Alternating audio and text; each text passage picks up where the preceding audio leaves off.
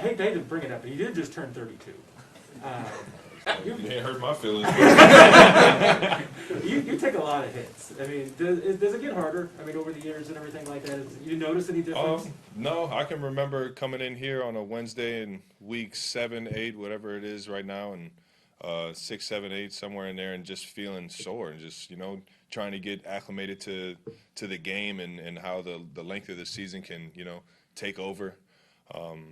In terms of just discomfort, and it is what it is. You got to make sure that you're doing the right things, getting the blood flow going through the body, and I learned that at a young age through a lot of the veteran guys, and sure enough, I mean, it just gets you through the entire season. Try and be as healthy as possible, right? EB said that with everything that they ask you to do, he says that they probably mentally drain you more than physically. I mean, do you feel that? I mean, is the mental drain just as much too? No, man, I'm wired up every single day of practice, ready to rock and roll. I accept the challenge too. I mean, I have fun with it. I mean, the more I can do, the more the defense has to think about what I'm capable of doing on a certain specific play. So I take pride in that, and I try and use that to my advantage, and I appreciate the coaches testing me mentally every week.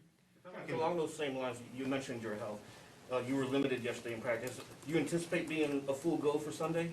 I do. I mean, I was itching at the bit to have every single rep that I could possibly get out there. That's just who I am. I'm a big believer in getting my reps in during the week, making sure everything looks good, or if something happens, being able to communicate with everybody out there on the field, coaches, quarterback, O-lineman, whatever it is. That communication goes a long way on Sundays, or a long way throughout the course of the season. You don't always get the same look or the look that you want, and sometimes during practice, it prepares you for situations in the game that you typically aren't prepared, aren't thinking about, and to have those little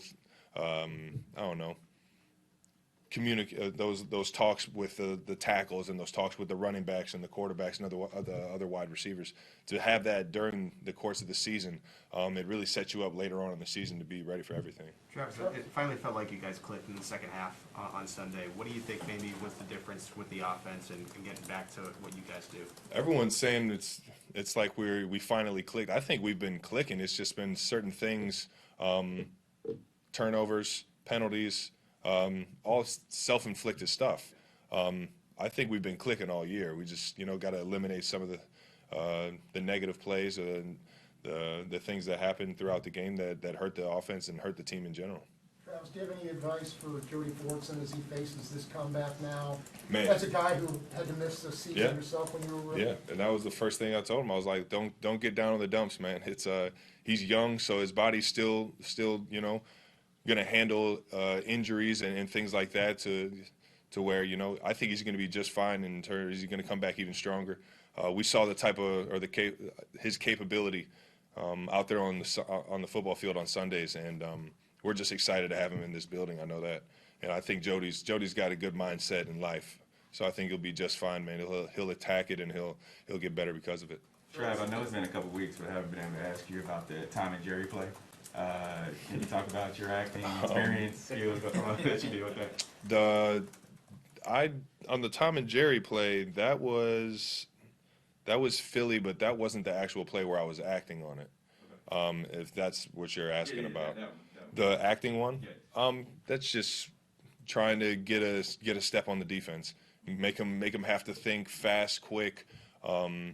Where they typically might not be thinking that. They might be thinking a certain set of rules, and all of a sudden you see a little confusion on the offense. And the oldest trick in the book, man, create confusion, slide out the back door, man.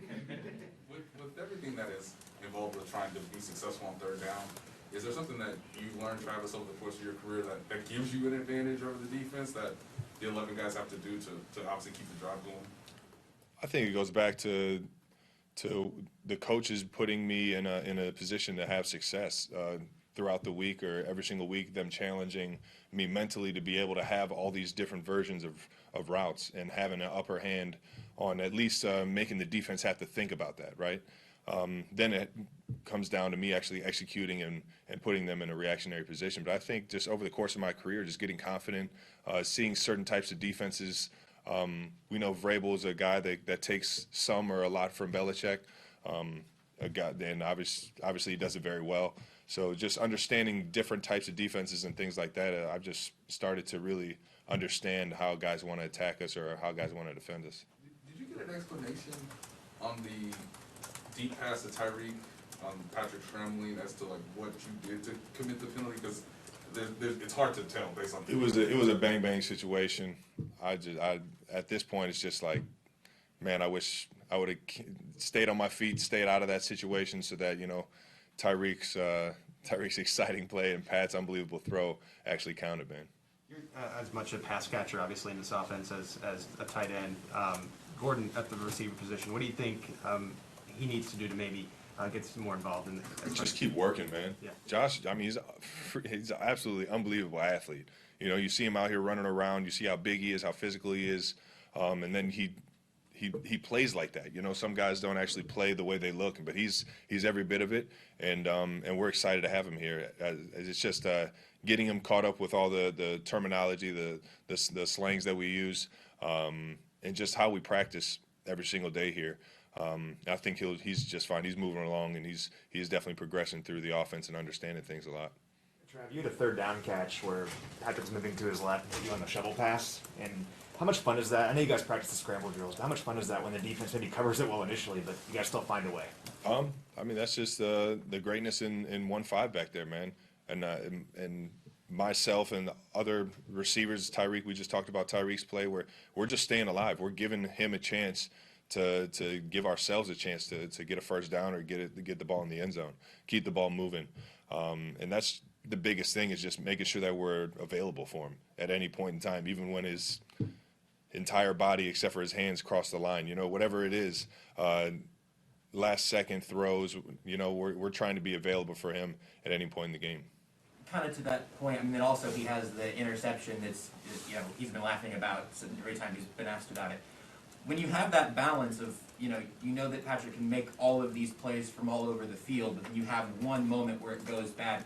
Do you have a conversation on the sidelines? Do you say anything or no? Because he's going to keep firing and keep playing that style of ball. Yeah, I mean, I think the coaches do a great job of keeping guys accountable in those kind of situations. I mean, even myself last year, I remember getting fumbling a ball against Buffalo right before half, and it's like, get out of bounds. It's the golden rule in 2 minutes. I tried to make a cut inside, knowing that we had a timeout to spare, and I ended up fumbling on the play, and we didn't have a chance to score points there at the end of the half. EB's on me, Coach Reed's on me, just get out of bounds, just get out of bounds. It's like, yeah, I know, right? But at the same time, that accountability, it keeps everybody focused, and it keeps ball security as the prime goal.